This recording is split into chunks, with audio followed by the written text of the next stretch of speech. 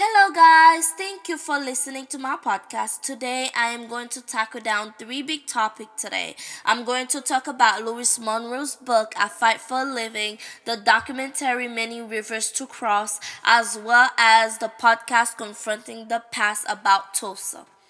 Now I'm gonna start with Louis Monroe's book, I Fight for a Living. I'm not gonna get too into deep with it, but I am gonna answer some questions. One question in particular is: did professional boxing give black men the ability to make substantial earnings and escape the poor prospect of reconstructions of America? In my opinion, I do agree. Yes, it did give black men the ability to make substantial earnings and escape the poor prospect of post reconstructions of America.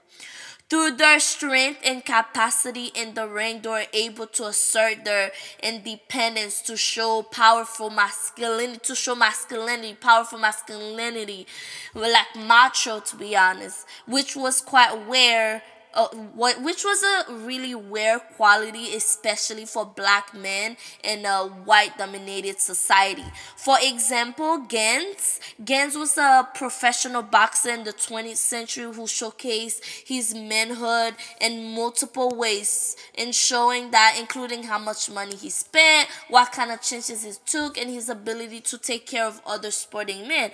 In other words, he had to be a good fellow and impress his brothers in the sporting community.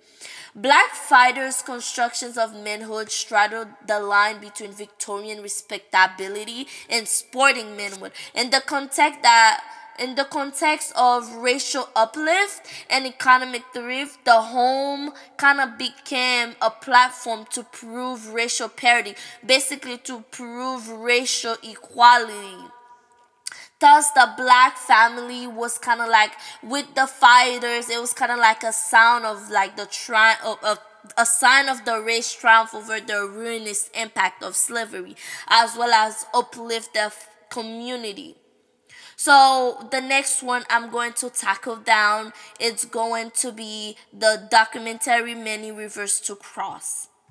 Now, if in Many Rivers to Cross, it's about the contraband. Now, if you don't know who the contraband was or what they were, it was a term that was commonly used in the U.S. military during the American Civil War to describe new studies for certain people who escaped slavery or those who were afflicted with Union forces. All right, now I am not going into deeper into this documentary, but one thing that I did get out of is Mary Peak. Her name is she was a liberated woman of color, and she think and says that the mind was as important as freeing the body. When she saw an opportunity during the Civil War, she didn't even know that they were gonna win the Civil War, but she was already teaching, helping others learn and know how to read. She was already helping, and when she saw the perfect opportunity to use and help in what she knows, and she was very passionate about using her skills and wanted to use her talent and abilities to help uplift the community, which is the same for like the previous book that I previously spoke about, I Fight for a Living, is that there's many ways that black people try to uplift their community in any way that they can, because to be honest, in order for a change to happen, one person has to step up and do it. And I feel that she used her talent, she used her skills in that right moment to teach and help others learn how to read. Those slave that escaped slavery, she was already helping.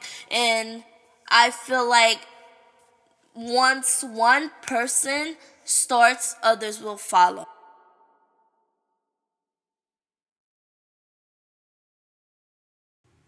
Now I'm gonna talk about Tulsa.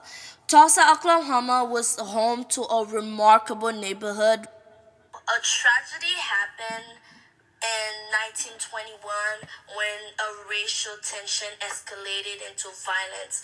A white mob attacked attacked the Greenwood district, resulting in the Tulsa Race Massacre. Over the next 2 days, they destroyed almost everything, burned down everything: churches, businesses, schools, other institutions. Now, there's not exactly an amount of numbers of people that died, but we can know that it was almost a 1.4 million in damages. And during that time, that's when the Jim Crow law kind of was there. So imagine a really nice black neighborhood that is affluent, that is going good, and I feel like tension started to rise between the white mob and this really beautiful black neighborhood. I feel like they just thought that maybe since they saw like this neighborhood was going up, they felt kind of inferior, to be honest. They felt like the black people were going up and they were kind of being still and going down. So they felt that they needed to take that dominance. They felt like they needed to take that dominance and become like kind of like a predation, become like a dominance, and say like, hey, you cannot be better than me. And I think this whole thing kind of changed, like the idea where in a fight for a living, where people were trying to uplift and better their community, this kind of changed to see that even though black people are trying to uplift and better themselves, they cannot really do it because they're always gonna be a little bit step behind, because more white people usually do not like when they see or like they feel like black people are being superior or they're being better at something than them.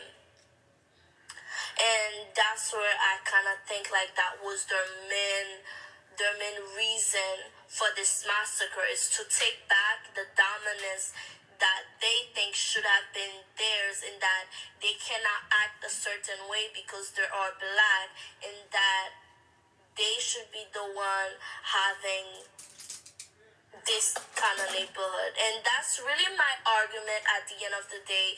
And to be honest, I would have wished to talk more about this because this story is very tragic, and it is very sad to see that even though black people always try to better themselves, advancing themselves, trying to create more possibilities, being more accessible, yet they're always gonna be a little bit step behind because the government did not even do anything for them, as well as white mobs or other white mobs, or they're always gonna try to do something, to be honest, because they don't like it that black people are advancing while they're sitting still or in the same height as them, as in like, hey, this person has the same that I have, so now I have to take that into hand and show that I am superior or I have dominance over them. So that's the end of the podcast. Thank you so much for listening. That was a good ride. Thank you.